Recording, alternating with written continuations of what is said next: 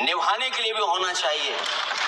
सभापति महोदय, आज हम आकलन करें, पीछे मुड़ करके देखें कि हम इस वंदे मातरम को कितना निभा रहे हैं। जिस वंदे मातरम ने आजादी के आंदोलन में सबको जोड़ा, आज के दरारवादी लोग उसी से देश को तोड़ना चाहते हैं। ऐसे लोगों ने, सभापति महोदय, ऐसे लोगों ने पहले भी देश के साथ दगा किया और आज भी कर रहे हैं। ये चर्चा तो जोड़ने का काम करेगी ना अखिलेश जी, क्योंकि आज वंदे मातरम की चर्चा, वही मैं कह रहा हूँ, वंदे मातरम में जोड़ने का ही काम करेगी। वंदे मातरम कोई दिखावा नहीं है, ना ही राजनीति का विषय है। क्योंकि सभापति महोदय, हम जब ये इनके विचारों से, इनके भाषणों से जब बाहर सुनते हैं तो ऐसा लगता है कि वंदे मातरम इन्हीं का बनवाया हुआ गाना है। जिन्होंने, सभापति महोदय, जिन्होंने आजादी के आंदोलन में भाग ही नहीं लिया है, वो वंदे मातरम का महत्व क्या जानेंगे।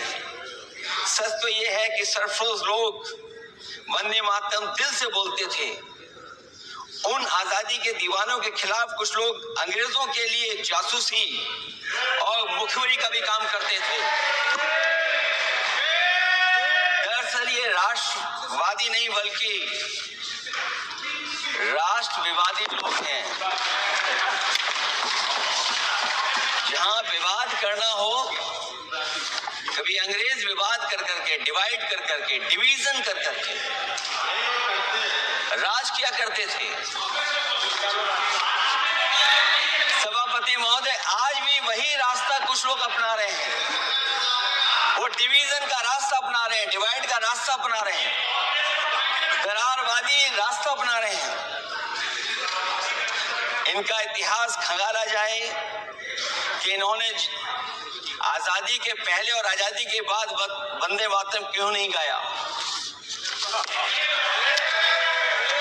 ये सभापति महोदय, आज जब हम वंदे मातरम पे इतनी चर्चा कर रहे हैं, जिस भाव से हम लोग यहाँ बैठे हैं, कम से कम ये भी खंगाला जाए इतिहास में कि वंदे मातरम कुछ लोगों ने कब गाया।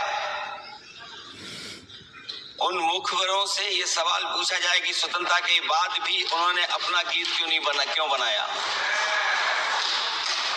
उनकी एक रंगी सोच ने तिरंगा क्यों नहीं फहराया। वंदे मातरम सियासत के झूठे राष्ट्रवादियों के लिए नहीं है। गलत लोगों की गलत मंशा पूरा देश समझता है और केवल यही नहीं ओन करते हैं। कभी कभी भारत माता का जो चित्र है, जो पेंटिंग कभी बंगाल के महान लोगों ने बनाई थी,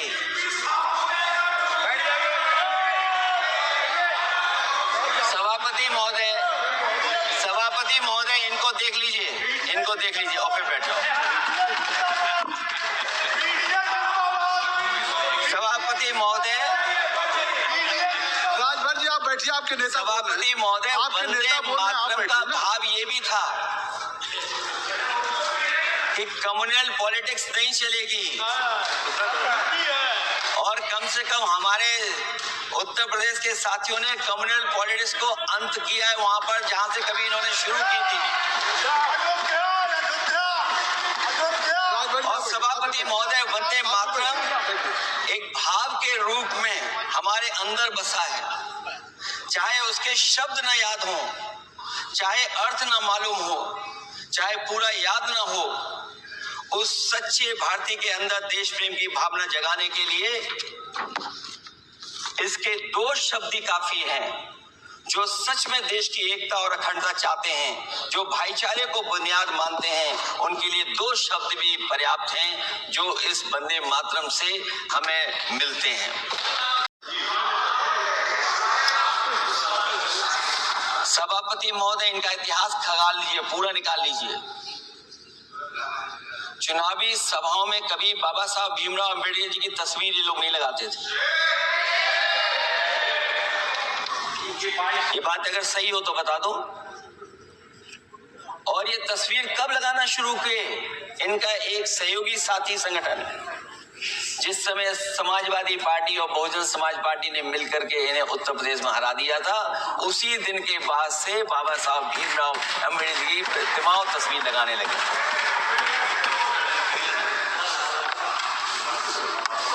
इसलिए सभापति महोदय, ये वंदे मातरम केवल गीत नहीं है, गीत के साथ साथ आज हमें ऊर्जा भी देता है। उस समय क्रांतिकारियों को ऊर्जा मिलती थी, एकजुटता का नारा था, हम साथ लेकर के चल रहे थे सबको, और देश के सभी लोगों ने जाति धर्म को भुला करके एक साथ मिलकर के वंदे मातरम के सहारे अंग्रेजों को भगाने का लगातार कोशिश की, और अंततः परिणाम ये हुआ कि जब देश जागा, वंदे मातरम के साथ साथ जय हिंद का नारा, इंकलाब जिंदाबाद का नारा लगा करके अंग्रेजों को इस देश से भगाने का काम किया। आज सभापति महोदय, जब हम चर्चा कर रहे हैं, हम कैसा देश बनाना चाहते थे और किस दिशा में हम लोग देश को ले जा रहे हैं।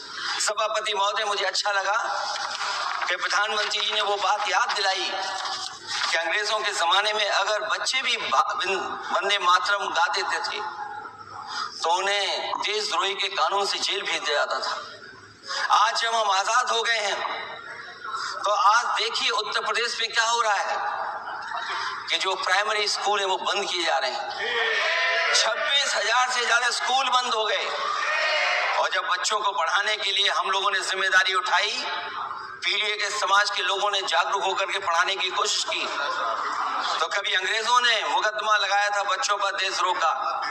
आजादी के बाद भारतीय जनता पार्टी की सरकार ने वहां पर मुकदमे उन पे लगाए जो पढ़ने गए और जो पढ़ाने गए।